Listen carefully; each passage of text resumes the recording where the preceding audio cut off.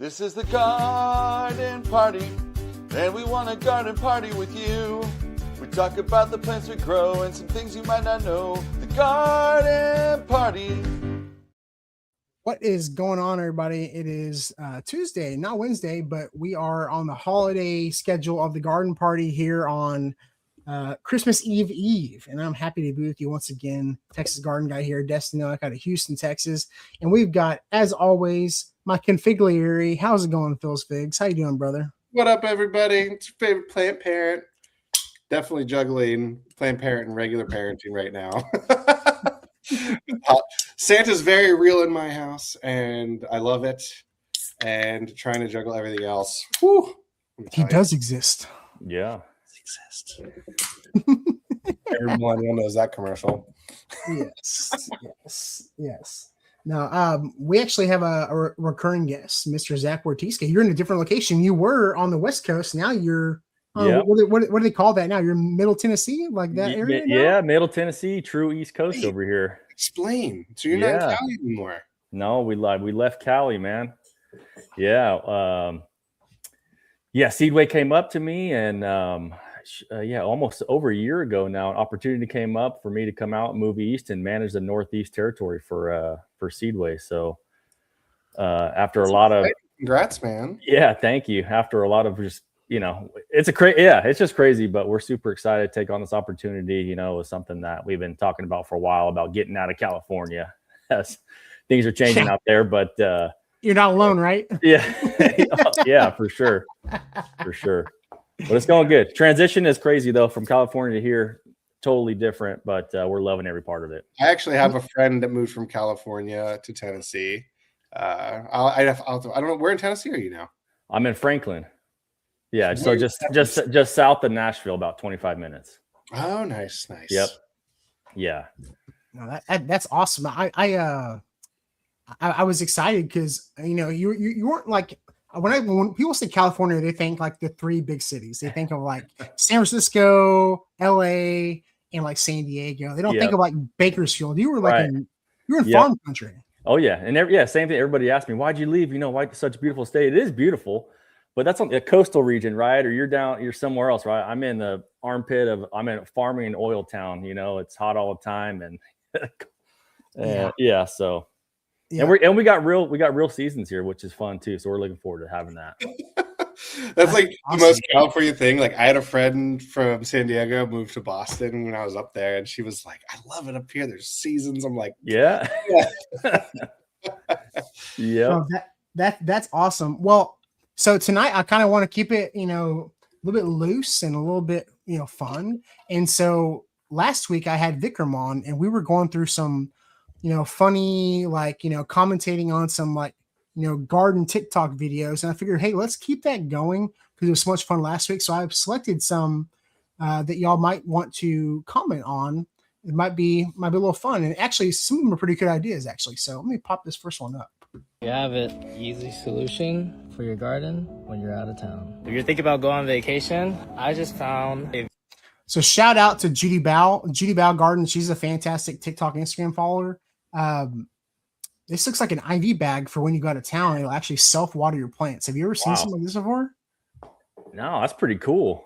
A drip bag for your plants. Like that legit looks like a real IV bag, not like it looks like an IV bag or like a feeding tube bag. I've seen the glass ones that you stick in, the pots, but nothing like this. And it looks like you can regulate how much water too.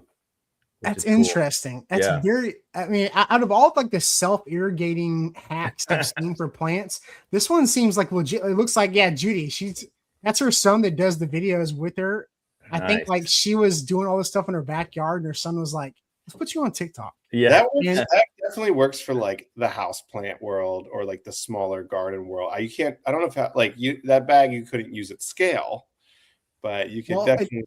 It seems like you can dial it back. Like you could, like maybe just keep it at a slow drip, because correct. Whenever they plant trees, sometimes they'll put those bags out there that drip because they can't be on actual irrigation.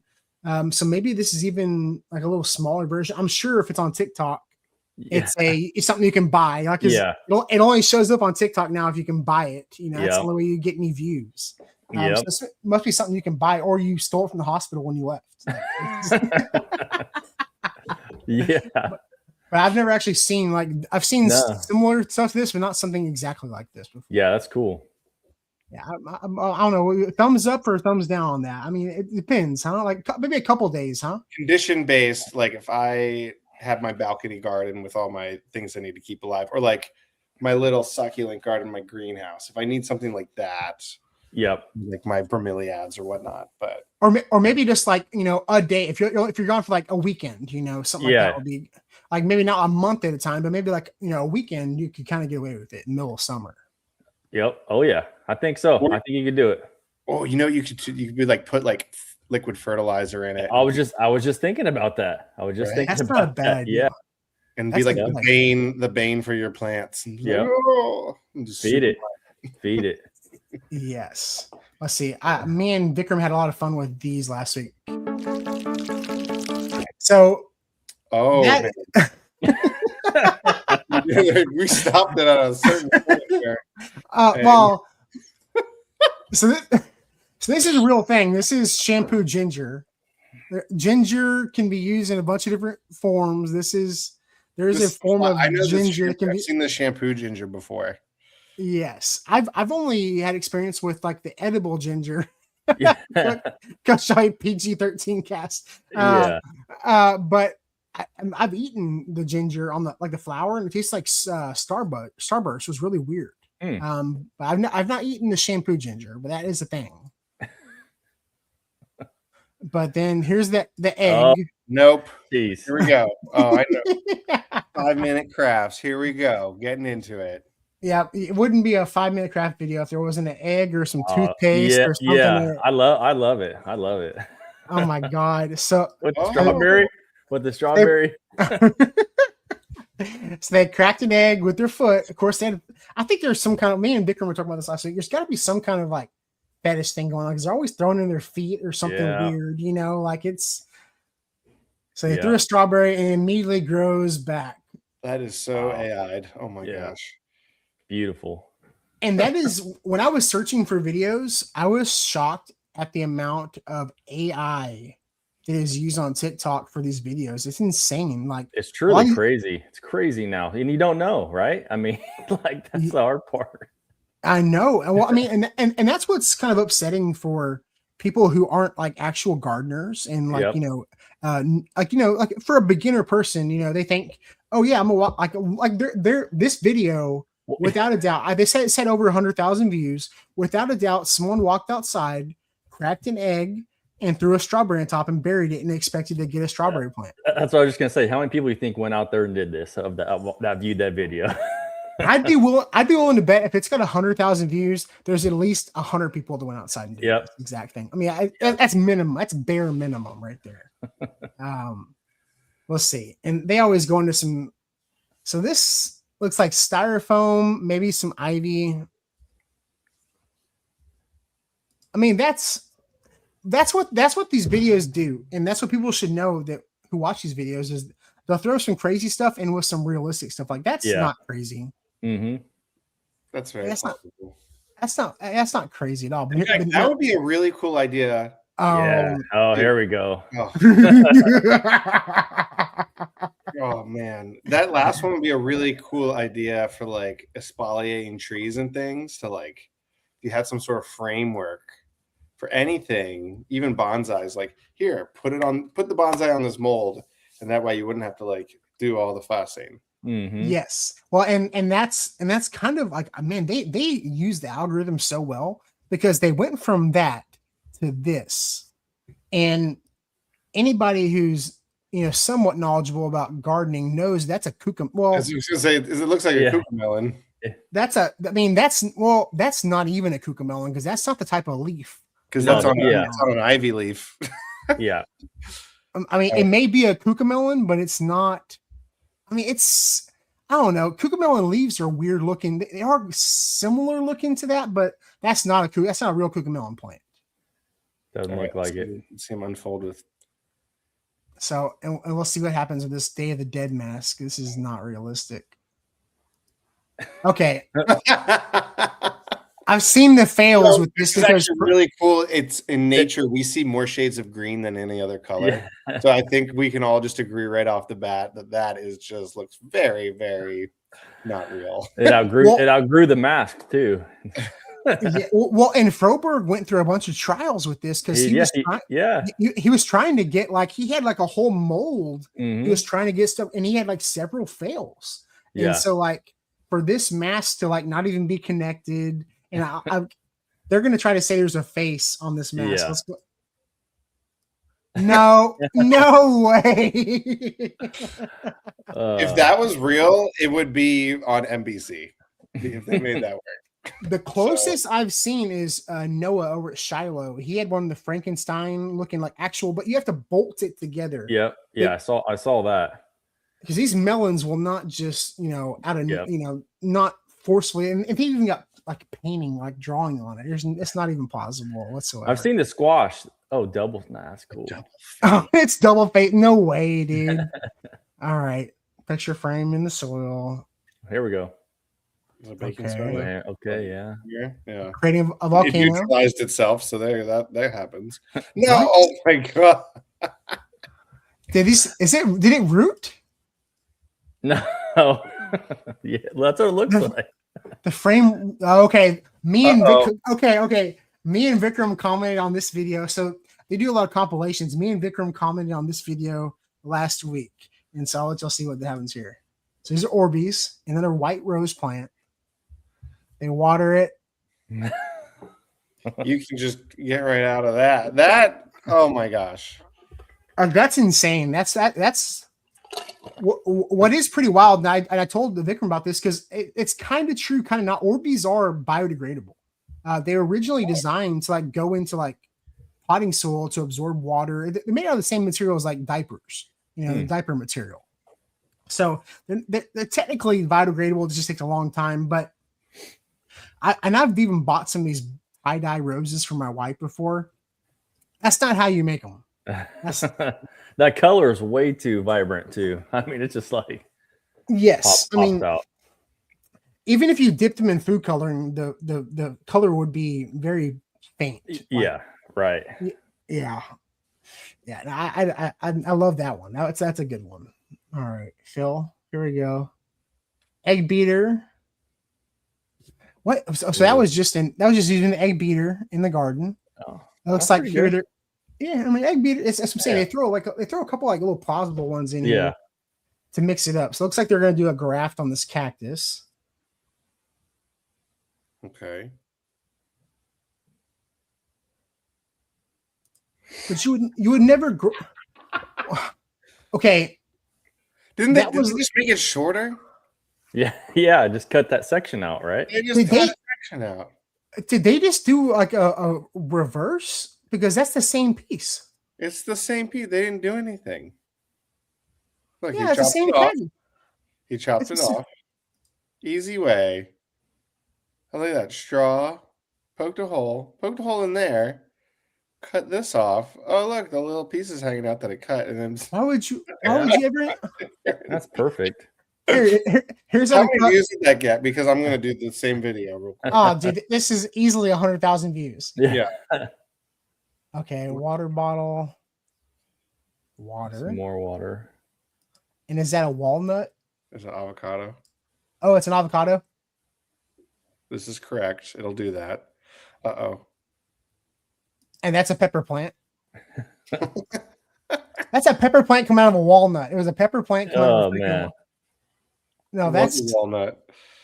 Yeah. That is so crazy. I can't leave that image on the screen. It's gonna get us demonetized. Yeah. I love those 5-minute craft videos because they do it on purpose. I mean, we were discussing last week, is like they do stuff on purpose to make you think, like make people comment on the videos and they get more views. And we even talked about, like Noah, Shiloh, he'll even mispronounce the names of like vegetables just to get people commenting. Oh yeah. Like it makes so much sense. It makes me want to go mispronounce stuff or like wear something wild or like have my zipper down in the video. Like, just to get people saying weird stuff. Well, I just did a video recently, a couple of weeks ago, about Buc-ee's, and I said, hey, I just pulled up here. How do you guys pronounce this? Is it Boosies. Boosies or Boussets or something like that? I'm like, oh, this place is awesome. And then boom, all these comments, right? This is how you say it, or like where you're not from here, and I just watch the comments go. Mm-hmm.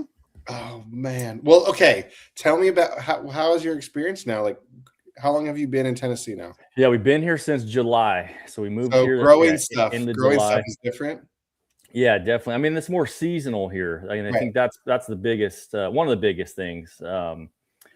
And so there's, so I cover the Northeast, which is Tennessee north all the way to Canada. So I got 9 salespeople that are throughout that area that cover the whole territory. So I manage the sales for that region. So really, I'm looking over everything, making sure we got seed, looking at forecast for seed, working with the salesmen, our product managers, just everything, to try to make sure we're taking care of our customers. But I'm traveling to all these different locations throughout the year in the seasons just to follow up, look at crops, meet with customers and growers, look at new trials with seed suppliers. And so it's just been crazy since I've been here. I felt like I was talking to my wife. She knows the roads here more than I do right now because I've just been traveling and on the road so much. But it's just, it's fun. It's just kind of, again, it was an opportunity for me to want to step outside my comfort zone a little bit and take on this new role and just get to a spot where I really think I can lead this, lead these guys and the team, to greatness as I call it. So we're going to be the powerhouse here in the Northeast.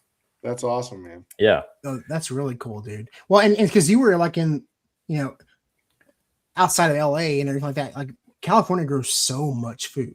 Yep. It grows so much food. And I posted the video today of me and Froberg cracking open that. Was it a crack? Yeah. Was it blackjack? The blackjack. Yeah, I saw that today. Yeah. And that's one of y'all's melons. Yep. Yeah, exactly. Yeah. That's one of our exclusive melons. And I tell you what, anybody that tastes that thing, even me, I'm like, that's the melon I want to take home. You know what I mean? It's just like the texture, the flavor, the crunchiness. It's just, dude, it's so good. Dude, best melon I've ever eaten in my entire life, dude. I was in California, originally, and I saw this watermelon field, tasted so good, looked so good. So I contacted Froberg, and I didn't even really know him at that time. I said, hey, I got a couple trays of plants. I want to send these to you, put them in the field, see if they work for you, and so I did. We shipped them in a box, live plants to him. He planted them, grew them, and he's like, dude, these watermelons are awesome. My customers coming back asking for more and more. So, that was cool. But here we go. Just look at the color of this thing too. It just pops. Ready for this? Oh, wow. Yeah. They'll change your life, dude. I like them dripping watermelon on your back too. Holy crap. We were literally just like, we were at the farm. I was doing some soil samples or whatever. And we were driving past. I was like, dude, look at the size of that watermelon. He goes, let's go. And he just goes over and he's like, dude. And that was even in a field where he was like doing the experiment. He was like, I've literally planted these and left them alone. Yeah. And like they're just thriving, dude. And it's the best melon I've ever had in my entire life. It's really good. And again, it's not like it's a little bit more specialized just because it's all the dark rind. But again, it's just a really good eating watermelon. So some of the comments I've got on that video, it's like, oh, it's seedless, so it's GMO, and you shouldn't be growing GMO like that. It was crazy. ignorant comments, right? Like it's like explain to people, like, people say non-GMO and GMO. I don't even know what that means. It's like what is the difference between a regular watermelon and a seedless watermelon?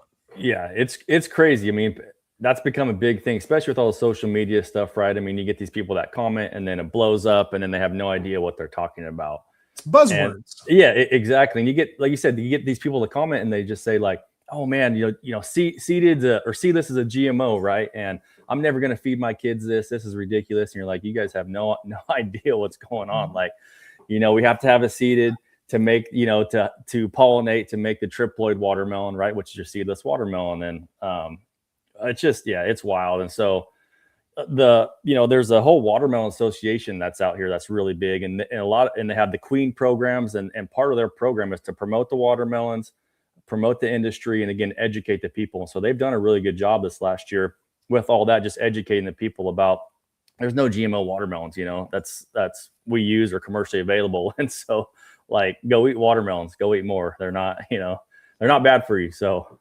dude, I've been reposting like some popular videos like from throughout the year here in December, just because it's been kind of dead on all the platforms. Like I was editing that video and I was like, God, I want some watermelon like right now.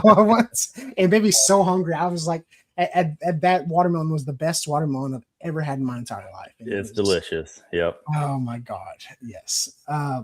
What is the biggest watermelon you ever grow? I mean, that one would not be a giant watermelon. It's more of like an icebox melon. The bigger melons are not always the best melons. I mean, I would yeah. say.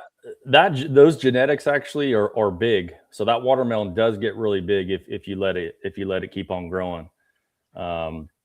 So I've seen that watermelon like 28, 29 pounds. And so That's gets big, dude. Yeah. Before it splits. Yeah. Yes. Yep. And so again, your typical watermelon, they do it by how they count the bins for, 60 count, 45 count, or 36 count. That's how many watermelons fit in the bin. But the major market is really in that 45 to 36 bin count, which is again, 12 to 14 pounds on the 45, or 18 to 20 pounds on your 36 count, which the bigger ones go to like, Walmart, Sam's Club, that thing. And your 45 counts go to more of your retail, chain stores. So, yeah. But yeah, it's crazy. Again, they got all the minis in all different rind types and sizes, and the yellows and oranges, and those all have different flavors, and they're all great. I'm fascinated with with more watermelon. things besides figs now. We got all kinds of varieties of watermelon. Yeah. That sounds amazing. Dude, there's so many varieties now. It's insane. Well, I've been in the field when they're sorting them. Like, like they go through and they pick them, and then they lay them in the aisles, and then they're like conveyor belt, but with people like sorting them. Like they had a school bus with the top cut off, and they were tossing them up into the. Dude, it was crazy the way they were sorting them. The East Coast, Florida and Georgia, are really big about using the school buses. They cut the tops off of the school buses, and then they run them through the field and they load them up. But I posted a video the other day about a crew going through a field, and it's truly a line of guys. So they have a crew that comes in, and these guys are crazy. They know exactly when that watermelon's ready. They walk through and they just cut the watermelon off the vine. Then you have another crew that comes in, and they're the harvest crew, and they have a line. So one guy is maybe 8 beds over to the harvest bus, and they're just passing all the way, and they got stackers on the bus, and they're sorting that as they're doing that too, if they can, depending on what they're doing with it. So yeah, because I mean, like 12 hours with harvest time can make a difference. It can not be perfectly right now, and you can wait half a day and it's done, and then you can wait like a day later and it's split. With moisture conditions and everything like that. Like it's how many? I mean, I'm sure in the chat right now we got like about 20 something people in the chat.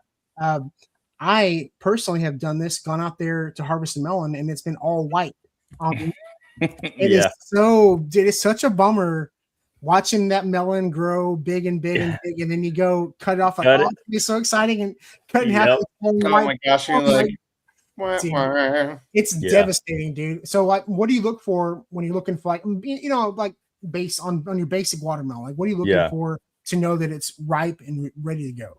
So on the stripes there's a few different things on the stripes on the watermelons. They kind of bleed or blend together as it gets closer to mature. Those stripes will kind of really form and really like stand out as to their lines and the stripes on the watermelon. So that's one indicator that I look at.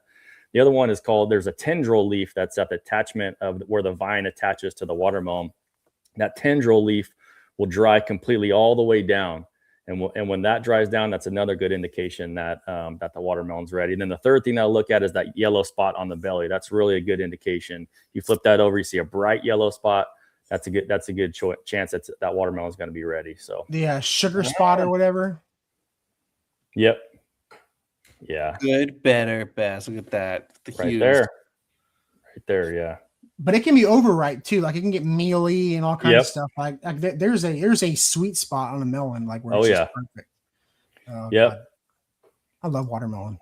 I'm getting excited about like next July right now. Yeah. You got about 5 more months here till we. Is that big up in Tennessee, up in that area? Like y'all like which state in your region does good with like watermelon?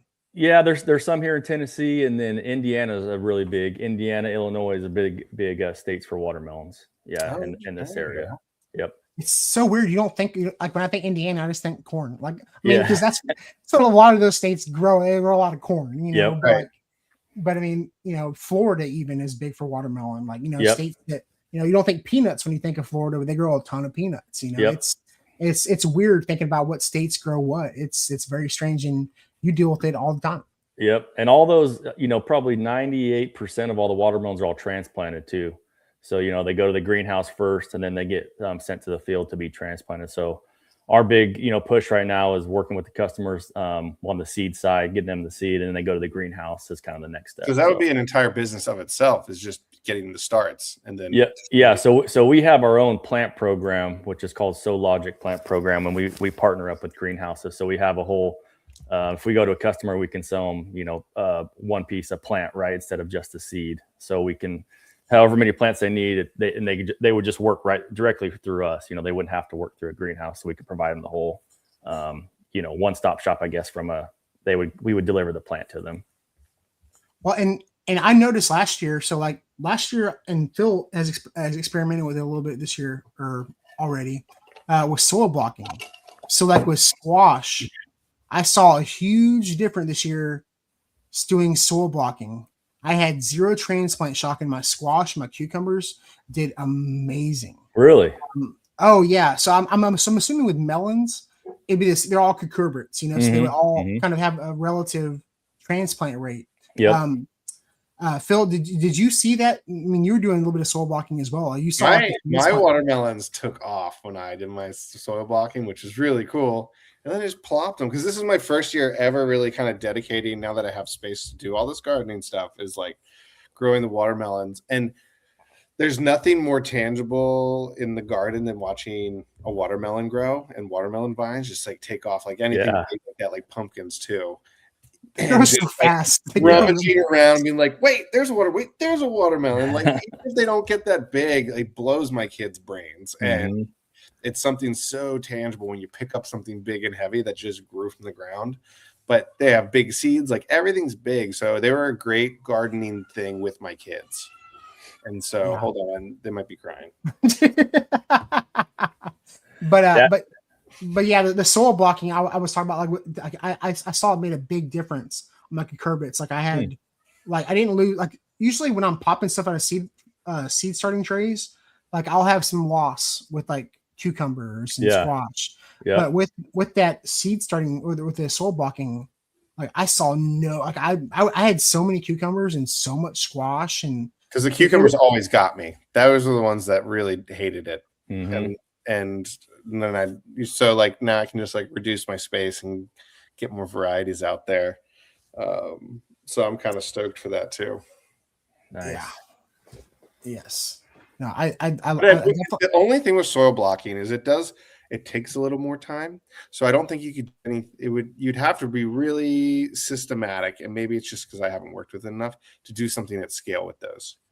For sure. Well, and I saw in Europe that they do more soil blocking like at scale, but I haven't done enough research into seeing like how they accomplish that like commercially.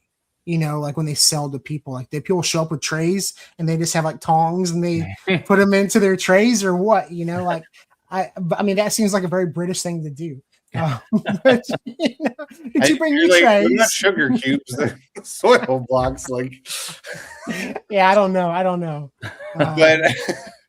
But I think like there's something there. But I would also say like if you need to get like 400 or something, just be like sprat. But like I got like 30 of them, and then I'll just like keep some other like potting trays that hold the pots, you know, and I'll take that to my office and be like, here, and they're soil blocks, and so I'll just like hand it to them. Yeah, there's definitely a golden ratio of moisture when you're making those blocks. Yeah. Let's see. I got a good friend. 5 garden tips off the internet that are so crazy they just might work. Place an unused diaper at the bottom of a pot. Theoretically. So we were talking about this earlier with the Orbeez. You know, it's the same kind of material as the absorbent material. Yeah. So yes, I mean, in theory, this will work. And I love Noah. I love his videos. They're so funny. Typically, this diaper should retain water and keep your plant hydrated without rotting the roots. At the very least, it's the first step in potty training. Oh, There you go. Hey guys, I'll see you later. Yeah. Oh my god. He definitely has the dad jokes. He definitely gets the dad jokes. So you don't wet your plants. Don't be throwing out your old banana peel. Not only will you end up in a lawsuit with your son, but you're also throwing away precious nutrients. Instead, bury them in the soil around your plants. They decompose. So this is a banana hack I can get along with. Like, you know, I would much rather you go out there and bury the banana peel rather than making some stinky water in your house in a jar. Like I can't get down with the stinky banana water. I don't know. Like I get the idea, but I don't know, man. Yeah. Decompose quickly, releasing potassium, phosphorus, and calcium, which are all beneficial to your plant. Take 1 part hydrogen peroxide, mixed with 10 parts of water. Apparently, when you water your plants with this, it oxygenates the soil and... I don't know about this one. I don't know about this one with the hydrogen peroxide, though. Yeah, I don't know. I have to do a little more research with that. Yeah. Phil's the doctor. He's an actual scientist, so he may have... I'm not just a master, not a doctor. You're closer than me and Zach. Yeah. What would you see like hydrogen peroxide in your water with the soil? I mean, I've seen like the other guy that well, you know what? Hydrogen peroxide is very close to dihydrogen oxide, which is water. So it's it wouldn't, I don't think it would do much. You probably like add some more oxygen and hydrogen to your water. Hanging hydrogens like that can be a little acidic, but that's what the definition of an acid is. And I went off the deep end with some science language here, but I just realized, but I appreciate you, Phil. Yeah, I think it's like hydrogen peroxide is like a cleaning agent, right? That you would use like isopropanol or something to clean something. So that's why you pour it in your ears with ear infections, or if you have stuff in your ears. So I can see why it would get rid of stuff. But that's about it. That would be my take on it from any sort of chemistry knowledge I have. But it breaks down into oxygen and hydrogen. Yeah, I would have to do my own experiment with something like this. I don't know about that. Sprinkle some Epsom salt around the base of your tomatoes, rose bushes, and so this is something. It's I know it's like an old wives' tale. And since I've started working for a fertilizer company, Epsom salt was it calcium chloride or magnesium chloride? Yeah, most of that is available in the fertilizers you're using. Like if you're using a regular fertilizer, it's got just as much magnesium in it. Which is a salt. Yes. Yes. But I mean, some people it's like one of those, like your mom always put like Epsom salt around the tomatoes and things like that. But I don't know. I had a whole thing of Epsom salt. It doesn't taste like salt, by the way. I did taste it. It's not great. Don't eat it. The magnesium sulfate improves the plant's ability to uptake nutrients through the roots, giving you greener foliage and more blooms. Take 1 tablet of aspirin and dissolve it into a small glass of water. Apparently, when you spray it on your plants, the salicylic acid in the aspirin actually helps boost the plant's immune system. I don't know about that one either. I don't know a lot about salicylic acid. Yeah, I don't know. That's a big word. It's a big word, salicylic acid. I have to do some research on that one. I've heard of it. You've heard of that? Yeah. Where have you heard it from? I've heard it from like cleaning stuff for like faces. It's in like some random stuff too. Like face wash or like acne scrub or something? Something like that. Interesting. Maybe someone can speak to it, but maybe Jay Dixon's here and can speak to it in the comments. But a lot of times people are smarter than us in the comments than we are on screen. Yeah, definitely. So salicylic acid, I can barely pronounce that word, let alone explain how it works. This guy, we saw this guy last week, and I actually really like him. Farmer Dean here, and for the number one thing that you want to do for raised beds is you want to put some type of mulch on them. I use soaking them. Straw.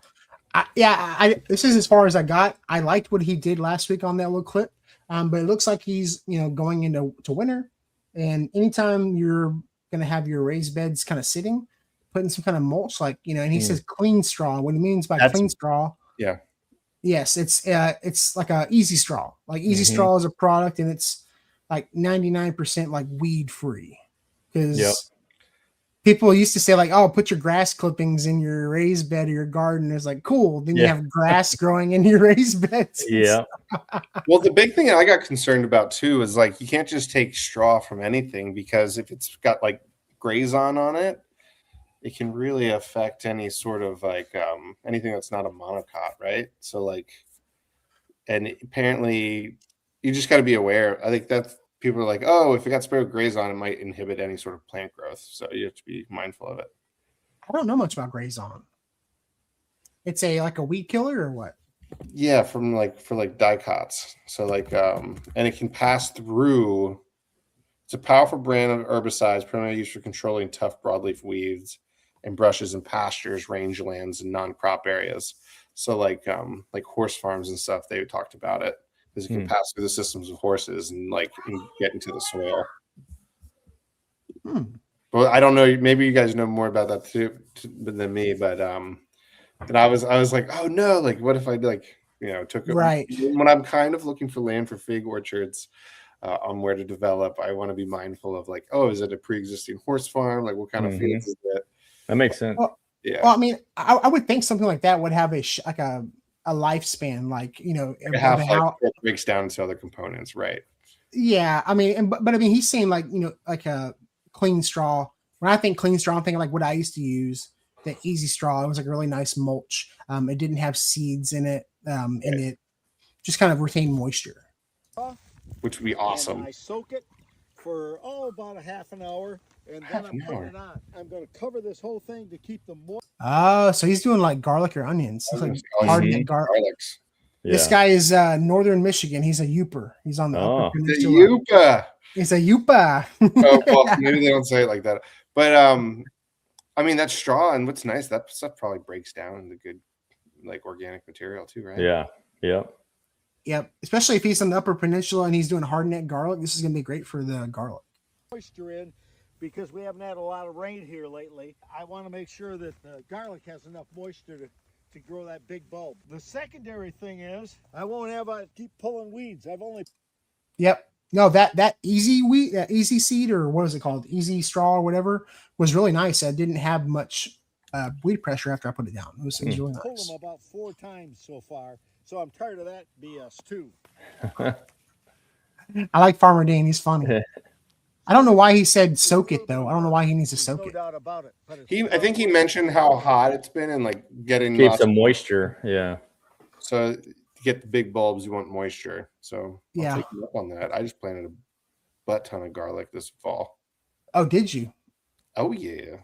Nice. Because I'm going to have a really nice crop of garlic here. This is all you have to do. Get her soaked good, put her on there 2 or 3 inches, and guess what? No more weed pulling. I love seeing these dudes like they're just happy gardening, like they're happy farmers. It's so much fun to watch. I'm gonna be him when I grow up, maybe. Yeah, hang out. Dude. I was thinking about that the other day, like it's wintertime and now you're getting all antsy, like getting ready for like growing stuff. Yeah, I'm so ready to go out and putter around. Like I was doing it with my with all my fig cuttings for my fig cutting sale. So, and it went great. Now I have a bunch, like over 30 orders to get through right now. But it's so fun to like get out there and like I felt the energy flow back into me after this fall. And you're just like, let's go. Well, speaking of figs, I got something for you here, Phil. Brand new variety of extra large fig that can produce fruit year round. The figs are soft. You notice anything weird about this video, Phil? I noticed a lot of things weird about this video. We're off beautiful. This is the ever-growing fig.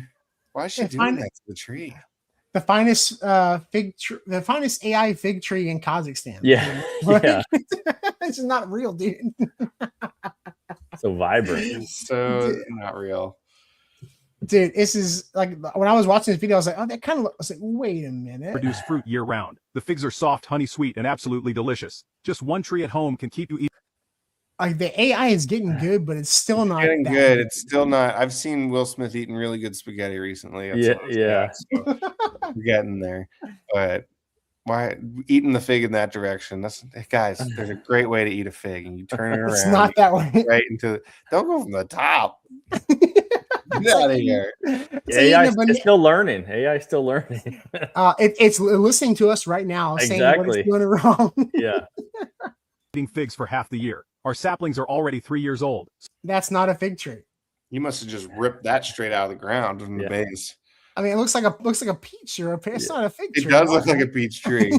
Yes. So it looks like it'll be loaded with fruit. Look at those roots, how they're like pointing straight down. Like that's not a fig tree by next at year. all. It's not picky about soil and grows well in both the north and the south. Whether you plant it in a pot on your balcony or in a corner of your garden, it grows like crazy. Oh, that's bad. That's real bad. To be fair, my Figo Preto looks like this some years. And it is so effing good. The figs are darker than that, but I've had it like loaded like that with fruit. And so not totally out of the question, but this is pushing the limits a little bit. But you go on my website, I bet you. And don't worry about the price. The real problem is you might end up wanting to take home more than one. December is the perfect time. That's true. That's a very true statement. And if you go to philsfigs.com, you can get some cuttings right now. Grab two. So click the link in the bottom left and grab your sapling now. This is the fig sapling we ship. Act now. Dude, that dude looks real. Don't buy that. If you think that's a fig tree you think that's a good root ball. That's a peach tree. That's a peach tree. And you could be enjoying homegrown figs by next year. There are no This roots. is a brand. Dude, it's so weird how good AI is getting. Like there are entire AI channels that get hundreds of thousands of views. Mm-hmm. It's so weird, man. It's scary. She looks really weird. She looks really real until she grabs the fig tree like that. Like it's not how you like. This is not how you would never pull a fig tree up like that ever. She must be crossfitting. Yeah, well, really strong. If that fig tree was that tall, the base would be twice as wide. And be like, oh, you chopped all the roots off. Yes, nothing left. Why it's alive? Don't do that. I did find this though, Phil. That this is a little more your speed that you would like a little bit better. Make sure I got the right one queued up because we talked about this one on the podcast before. Many fig wasps. They're only 2 millimeters long. I love the that figs David have a unique the David Attenborough partnership with these insects. A female wasp has the space of just a single day when the fig will allow her to burrow into the undeveloped fruit. It's such a tight squeeze that her wings are ripped off, but she's not. So Zach is from Bakersfield, where there actually are fig wasps. Yeah. I've never seen them though. Yeah, well, you would never see them. You would. Yeah. You really never would. Yeah. But it's so funny when people think of figs. The first thing that they think of is the fig wasp. Just like we're talking about GMO and organic and whatever. People see these buzzwords like fig wasp, and like if they're anywhere outside of California or Turkey or like Italy or whatever, like they're never going to see these fig wasps ever. Like the ones they get at Home Depot don't need them. You know, they don't need any of this. But it's that I don't know how they got this video footage of the fig wasp, but it's pretty crazy. Going to use them again. Once inside, she makes her way to the tiny, tightly packed internal flowers. And Phil, what is a fig? Is it a fruit? It is not. It is technically it's a synconium, so it has a bunch of flowers and fruits on the inside. So it's like an inverted flower. Yes, it is. But this is really cool. Yeah, I love this. And here within, she lays hundreds of eggs.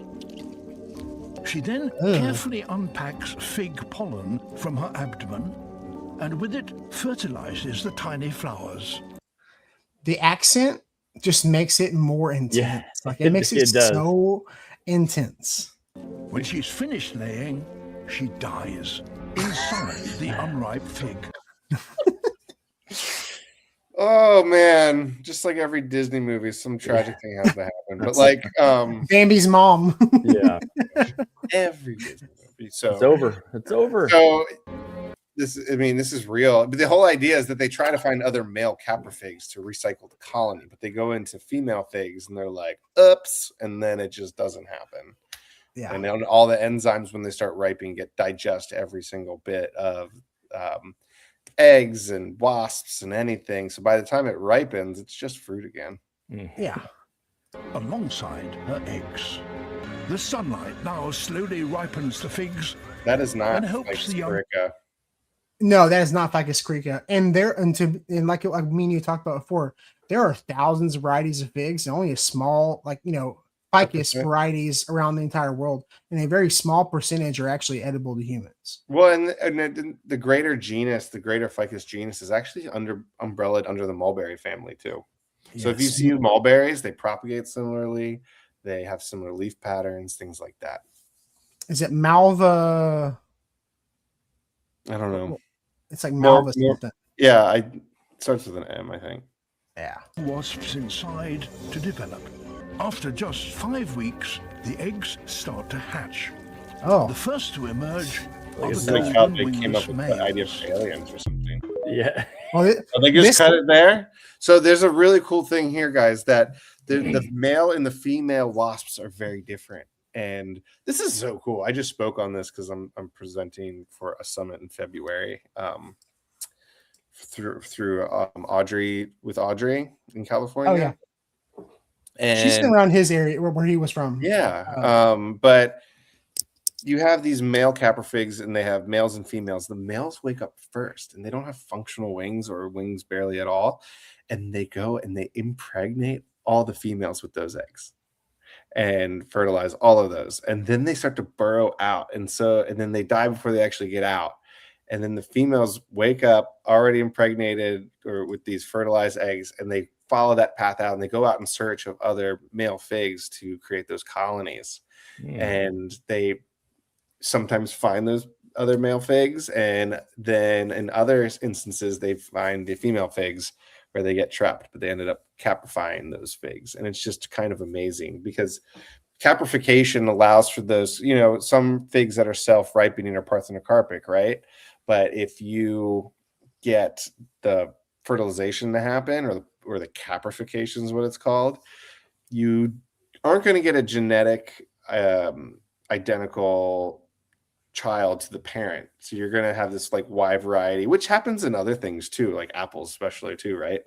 But it's going to be this heterogeneous collection of figs, and you don't know what you're going to get after that. So the genetic diversity is real, and that's why propagation is so key to keeping certain varieties for figs.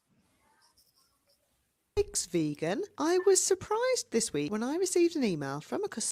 What are they doing with figs? So I saw this video, Phil, and it was about figs, and it was saying, "Are Phil's vegan?" And she got a letter saying that, figs are not technically vegan. Telling me we couldn't call our fig preserve vegan, and I was confused. The ingredients are just figs, sugar, and so they're making fig preserves. And that's and this is honestly, if you're making fig preserves, there's so much pectin and sugar, you don't have to add as much sugar as they're doing right here. Like, you almost don't need it. Like, we've made fig jelly for years, and it's got, I think figs have like one of the most highest sugar content of all fruit, like in technically not a fruit, but like in pectin. So you don't have to add as much, which is kind of nice. There's natural levels of pectin in fruit for sure when you boil them and things. Yeah. Okay there, right? I've done a bit of digging and I am amazed. Figs have got a unique pollination process in which special fig pollinating wasps actually come to the end of their life inside the fig after they've pollinated it. The wasp's body is then broken down by a protein digesting enzyme. So it's kind of going what you were talking about, like with, but is that technically vegan? Like, is I don't know. Like, that's really tough. I mean, but vegans care about stuff like that. Like, is vegan vegan? I had a friend who was vegan, and then I had to be like, listen, you can't drink Guinness if you're vegan, and because Guinness uses isinglass, which is It's a protein that pulls stuff out of suspension in the beer to clear it out. It's a clearing agent. And it's made from like fish guts. Well, I mean, even the wheat that they're using to make the beer, I mean, so much stuff gets killed in the process of harvesting wheat and like everything. Like this, just nothing is vegan. Like nothing is, unless you're going out there with a scythe and like carefully harvesting your own wheat for your bread and your beer. I mean, nothing is vegan. Yeah. Not present when you eat it. Now, some people But argue fig jelly this is good, means though. that figs aren't vegan, but others believe it's just a part of nature and doesn't constitute exploitation of the wasp. I think the biggest thing with figs too, and now that I got this awesome fig box to stand on for a little bit, it was like the best thing I like about figs is eating them fresh, because that's kind of the goal, right?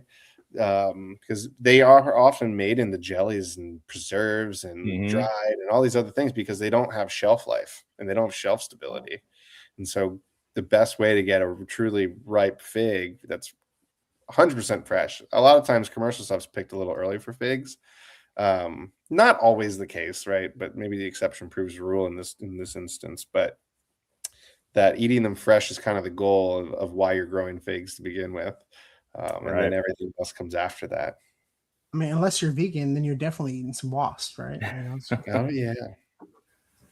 It's just I've never really understood the whole vegan thing. I mean, Zach, and you work on the agriculture side. I mean, like there's no way to be like this truly vegan with combines, the way they harvest stuff nowadays. I mean, baby deer's like instinctual, self-defense method is stay put.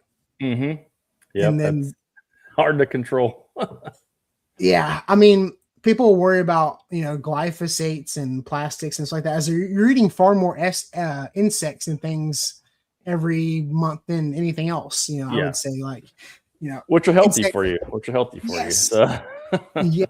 Yes, good protein. Yeah, exactly. That's what I think. What has been the biggest transition, like going from California to Tennessee, like crop wise? Like, what do y'all? You're growing similar things, or y'all? Yeah, pretty similar things. Are a couple of our top crops are carrots and onions for the area. Carrots and onions are really big. Sweet corn's really big. Cabbage, those are some of our biggest crops. But I don't know. Some of the biggest things I see that are different is there's a lot of smaller farmers here. Coming from California, Arizona, you deal with massive farms. I mean, hundreds and hundreds of acres of lettuce and broccoli and cauliflower. Here, you have a lot of roadside, farmers, right? Farmers market type of farmers. You got the Amish communities and Mennonite communities, and then there are a large, handful of really, really big farms as well, kind of throughout the area. But so you kind of get all these different types of sizes of people, and they all want to grow the same stuff as well, right? For their farmers market or roadside. I mean, they're growing tomatoes and cucumbers and squash and zucchini. I mean, everything that you think that you can do, that they're doing it. So just the scale of it and the type of farming is different for sure from the agricultural side that I see.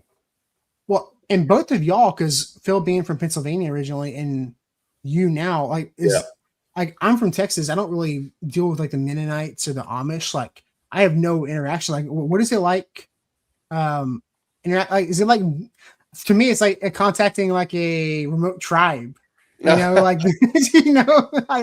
would. I mean, are they pretty technologically like they? I mean, it's part of their religion. They're not watching, so don't worry. You say whatever you want.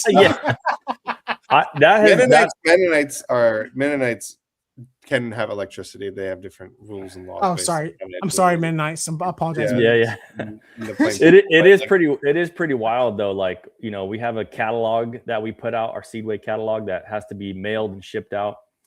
Those customers, they order from that catalog. They go through that catalog and they place their orders. There's a couple of weeks ago, one of the guys called me up.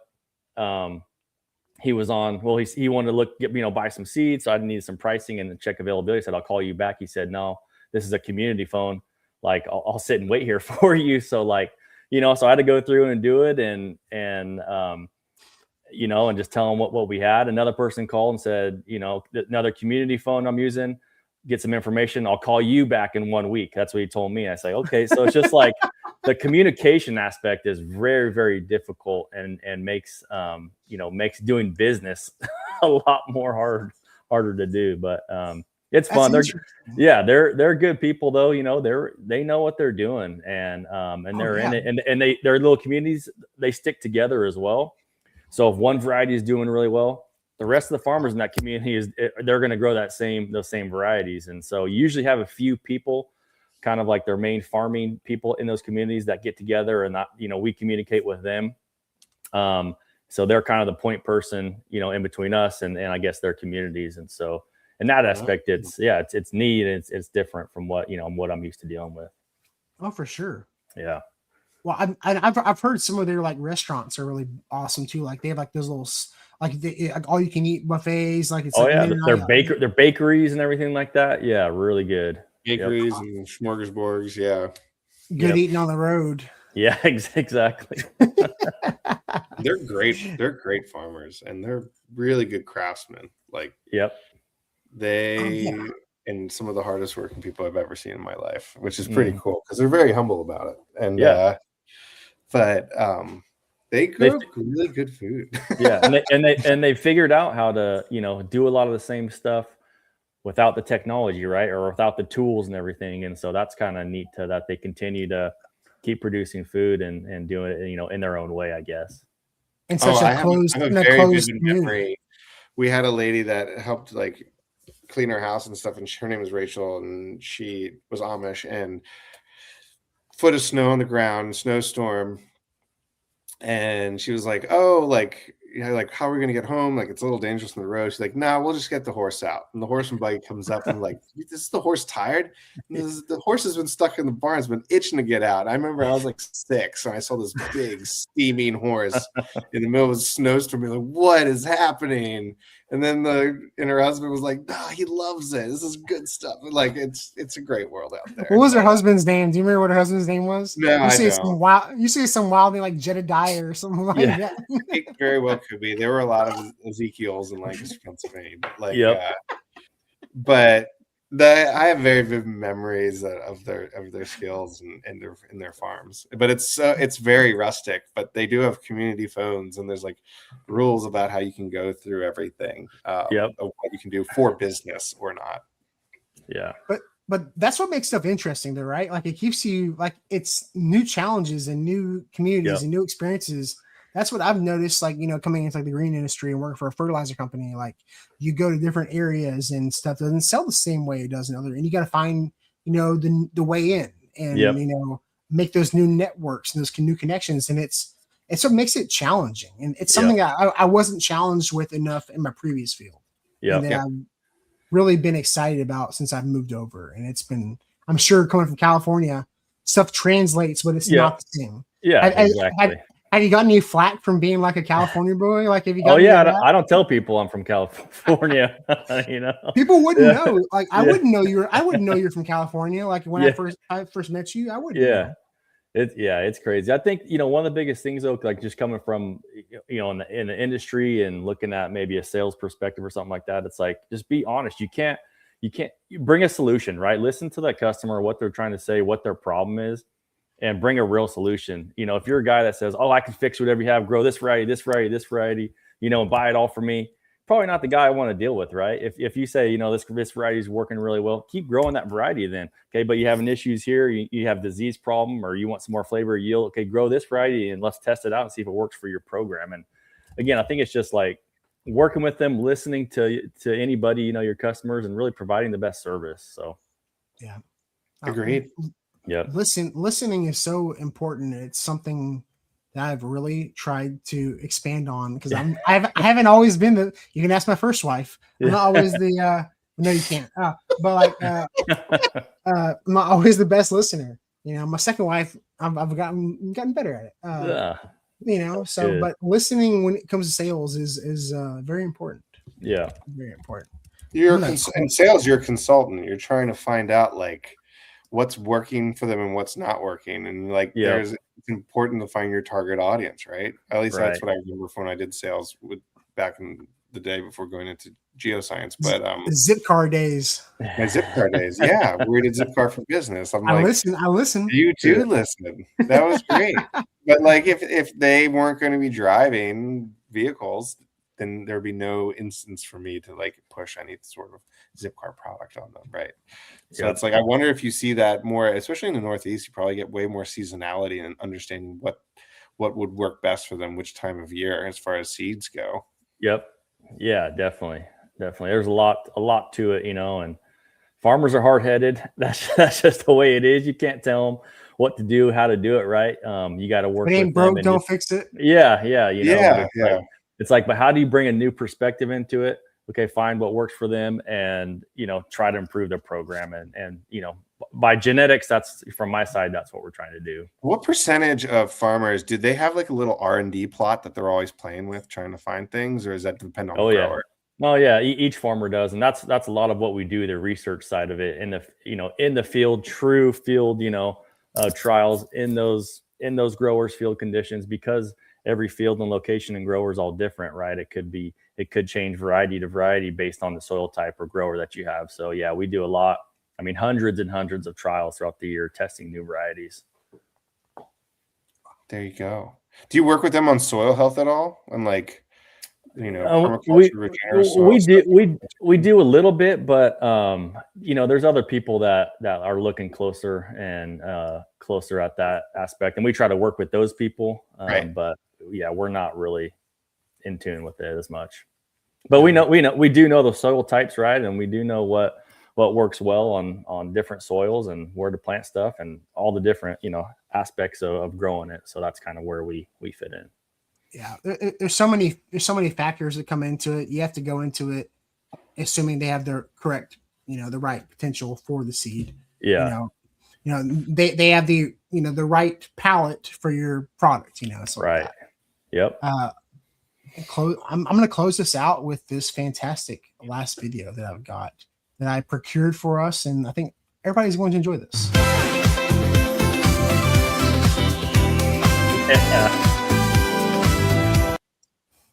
So look, it's an eggplant. That's awesome. Looks like it's an eggplant gummy bear. Yeah. It's a grateful eggplant. I mean, that is just the most Play-Doh eggplant I've ever seen in my entire life. I like that though. I think I'm gonna try that this year. It almost looks like a Sicilian eggplant. I don't know. Have you seen those?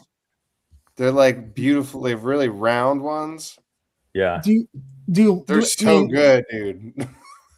The craziest thing, it looks like it's a pothos and then an eggplant and they snip it off. Like that's pretty wild. And a week later, it's grown that big too. Yeah, that's good. Eggplants do grow. They do grow faster, but they're not gonna.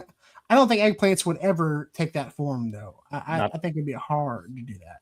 Yeah, I think so too. Yeah. So this is hot water on dandelions. So that's not implausible. Hot water. I mean, to kill weeds of some sort.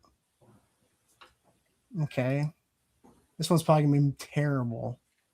So that is a looks like a hosta. A hosta. Styrofoam. Okay. Oh, for the beta fish. That's possible. Okay, Yeah. here we go. I don't know why you would. That looks like a lot of effort. It's a lot of work. Did he imagine mouthwash? What was that blue stuff? What's that mouthwash? Yeah. It did look like Yeah. Blue. It might be what goes in what is Listerine. Yeah. AC coolant, like It's Jack's 30-30-30. Oh God. I have seen people grow in like egg cartons and eggshells. That is fine. I don't know what the blue stuff is though. That's Yeah. freaking me out. Yeah, it looks like it's still in there. It's Yeah, it looks blue in there. Like Listerine will 100% kill your plants. Like if you put Listerine in there. I think you need to try some of these, man. You need to, do some of these videos. Well, I'll show you here in a second. I'll show you what I need to start doing to get some views, apparently. So that's a dragon fruit. That's a dragon fruit. Take a snippet of that. Stuck it in some grating. Okay. Water it in. Okay. Oh, the AI just started. Did y'all see the dragon fruit just magically appear? Out of nowhere. Oh man. The roses are always the worst. The roses always do the Oh, worst. here we go. Oh, here we go. Tea. What? Wait. Okay. I like that they have the plate underneath that cup too. Just to, Yeah. Just to keep the pinky up, you know? Yeah. You don't want to drip in the garden. Yeah. The I rose. wanted to start doing some ridiculous fig videos. This was so much fun. I can't imagine. Dump dirt all over it. Is it going to go through it? Yeah. Oh, wow. That looks real. Boy, that is good AI. This is the best Well, it's CGI. actually bad AI, I should clarify. Yeah. That's bad. That's really bad. Okay. Mushrooms, sawdust. Oh, here comes the feet again. There's definitely something going on with the feet in these videos. Like that's an aspect that I don't think has been explored. Yeah, but she needs to wear wider toed shoes, I think. Her teeth, her feet do look pretty wild. Yes. Yeah. Seems like we need to do some feet videos. Why would you need to? Oh no! Oh, she growing some woodier mushrooms this way? Look at those. Some stink horns. Wow. That's not even the same type of mushroom. That's pretty bad. There's a lot to not. You can't unsee this video now. Anytime you're looking for some videos that are just insane, you just need to go to 5 minute. Just type 5 minute crafts or whatever, and it's gonna be insane. Perfect. It's gonna be really crazy. Yeah. Or if you want to look at something, you check out our videos. Yeah. Yes. Absolutely. Well, I won't keep us too long, guys. Phil, what do you got going on? What you got coming up? You got philsfigs.com, right? Yeah, I got fig cuttings for sale on philsfigs.com. So if you guys want to propagate something, I have all kinds of varieties. A lot of the really fancy ones have been picked up, and I still have a bunch of fancy other ones too. So figs from all over the world, all different flavors and profiles. Check it out. Check out that osteo. Look at that. See the honey in it? Mm-hmm. Look at that. Yeah. That's how you know it's really ripe. Click on the catalog real quick. That's not AI. It's not AI. This is Phil's iPhone. Yeah. So those are some of the varieties of figs that are sold out right now, but the cuttings themselves I've kind of isolated with like, hey, these are cuttings ready to go. I still have my Fiskars in that picture. Oh my gosh. No, I got Felco. You're a Felco man now. You don't. Man. You need to put your feet in there. Those pictures. Dude. Oh my gosh. You're not lying. Guys, is that? Yeah. You're selling figs on fig cuttings on OnlyFans. There you go. Only figs. Oh my goodness. That's awesome. Yeah, go check out philsfigs.com and buy you some cuttings, and you'll have rooted stuff in the spring, right? If you guys buy cuttings from me, it comes with a propagation guide. And if you guys don't, I still want you guys, if you're interested in figs, I have a free propagation guide on philsfigs.com. So just go on there, spend some time on it with Canva. I made it and I took pictures. Check it out. So you can just print it out at home or keep it on a phone, and it's right there for you guys. Absolutely. Mr. Zach Wortiska. Mm-hmm. What you got going on, man? Man, I don't know everything. I'm trying to figure out my life right now. You're doing it, man. Yeah, no, we're doing it. Yeah, heck yeah. No, we're just we're in it right now. I mean, seasons are kind of changing here, but we're gearing up for our next real growing season. So we're working with customers now, putting in our seed orders and everything, and looking forward to another great year here. That's awesome, man. So, we got a bunch of shows coming up as far as like vegetable shows that we're part of, watermelon conventions and different, Tennessee vegetable shows and Kentucky fruit and vegetable shows. So, we try to get around to those and see our customers and just talk to people. So. No, that's awesome, dude. Yep. Yeah. No, I love your content because I always used to tell people I used to give Zach the hardest time because he was like, dude, his lettuce videos are lights out, man. You must be on the struggle bus missing In-N-Out Burger because hey, no, In-N-Out just opened 3 locations here in Tennessee. Because of you, dude. Well, I know. So I'm working on that lettuce deal still, and so we're gonna see how that ends up. But yeah, man. For sure, one of the craziest things or the difference is like year round, I could make content and get out in fields and stuff in California. Here, it's a little different. So that's what's hard. I gotta come up with different ideas to post videos. And so I've been doing a lot of cooking stuff just because I'm inside a little bit more and I gotta keep it rolling. So yeah, man. No, especially this time of year. Like this time of year is a really good time to repost, like get some stuff going. Like I said in the beginning of the video, I've been reposting some stuff like the best videos of 2025 and just to get some traction because TikTok is dead unless you're posting like Christmas, gift video ideas, like you're not getting any traction, but I mean, a male model like you'd be posting, your In-N-Out vegetable videos and be fine. Exactly. No, I'm going to stay with it. Don't worry. Yeah. Well, I always love seeing the content, dude. Thank you so much for coming on. We'll have to get you back on more often, man. Definitely. Phil's Figs, thank you, brother. I appreciate you being here. If I haven't already said it to the chat, Merry Christmas to everybody. Happy Hanukkah, all the holiday stuff. We appreciate y'all hanging out, and we'll see you on the next one. I'm going to close this, and I'll see y'all in a second. This is the garden party, and we want a garden party with you. We talk about the plants we grow and some things you might not know. The garden party.